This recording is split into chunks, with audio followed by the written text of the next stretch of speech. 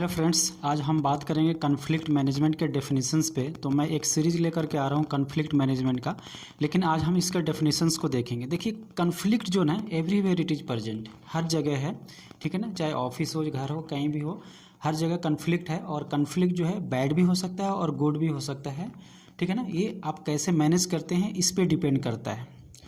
तो first of all हम देखते हैं, we have different needs, wants, goals और वैल्यूज़, है ना। हमारे लाइफ में सबकी अपनी अपनी ज़रूरतें होती है, अपनी अपनी इच्छाएं होती है, हम अपने अपने वैल्यूज़ होते हैं, अपने अपने गोल्स होते हैं, एम्बिशंस होते हैं।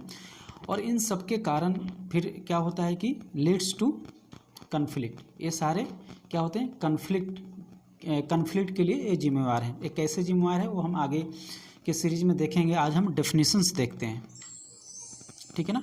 देखिए, सबसे पहले देख लेते हैं कि जो प्रॉपरली एड्रेस कन्फ्लिक्ट है लीड्स टू पॉजिटिव इम्पैक्ट। जो प्रॉपरली एड्रेस कन्फ्लिक्ट है वो उसका इम्पैक्ट जो होता है पॉजिटिव होता है। अगर आपने अनएड्रेस किया, उसको एड्रेस नहीं किया टाइमली, तो फिर उसका निगेटिव इम्पैक्ट हो जाता है। उसका क्या हो जाता है, निगेटिव इम्पैक्ट हो जाता है, ठीक है ना।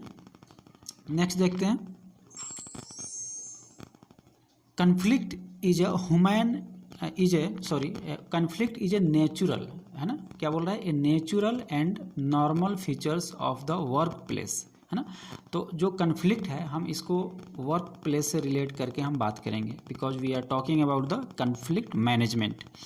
It occurs in every organisation for any team that strives to attain its goals. Conflict is inevitable, है ना। इसको आप कन्फ्लिक्ट को, है ना, इसको ये तो बिल्कुल होना ही होना, ये होता ही है ना, इनएविटेबल है ना। इसको स्किप नहीं कर सकते। Although differences will occur, the outcomes does not have to be negative. तो किसी भी ऑर्गेनाइजेशन के अपने गोल्स होते हैं, ठीक है ना। तो जो कन्फ्लिक्ट है ना, उसका इम्पैक्ट ऐसा नहीं हो कि उसका निगेटिव इम्पैक्ट पड़े ऑर्गेनाइजेशन के गोल पे, ऑर्गेनाइजेशन के लिए वो फिर हिंड्रेंस हो जाए, बैरियर हो जाए। तो ऐसा नहीं होना चाहिए।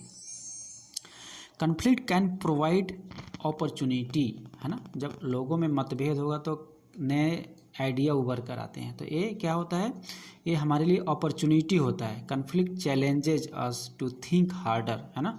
आप मान लो कि आप बोलो कि ए सही है ना, कोई और बोला कि नहीं बी सही है। तो अलग अलग आपके जब मत होते हैं तो फिर एक तीसरा मत निकल के आता है। तो फिर एक तरह से अपॉर्चुनिटी है आपके लिए और अच्छा करने का, एक तरह से चैलेंज है ना। To think harder, to be more creative, to develop greater understanding and more productive. Unresolved conflict, however, can result in breakdown of a group.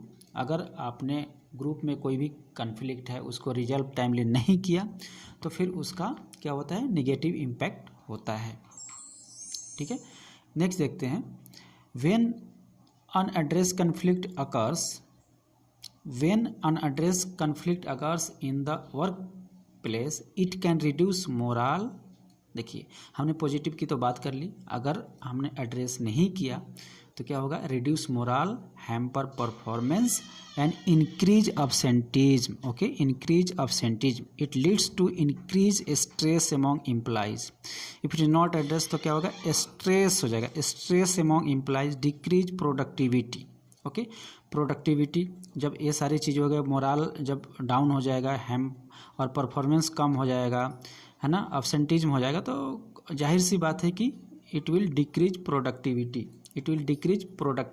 And eight worst aggression और वायलेंस, ठीक है ना। अग्रेशन और violence को भी ये ला सकता है, ठीक है ना।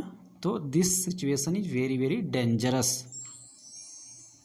डेफिनेशन में देखते हैं, the Webster dictionary defines conflict as a battle contest of opposing forces, discord, antagonism existing between primitive desires, instincts and moral, religious और ethical ideals। तो कुल मिला के जो कन्फ्लिक्ट है, कन्फ्लिक्ट क्या है कि अपोजिट आइडियाज होते हैं, डिस्कॉर्ड होते हैं, एक दूसरे के प्रति दुश्मनी होती है, अलग अलग चीज़ें हैं। तो इस तरह से जो डिक्शनरी का एक डेफिनेशंस है वो दिया गया है।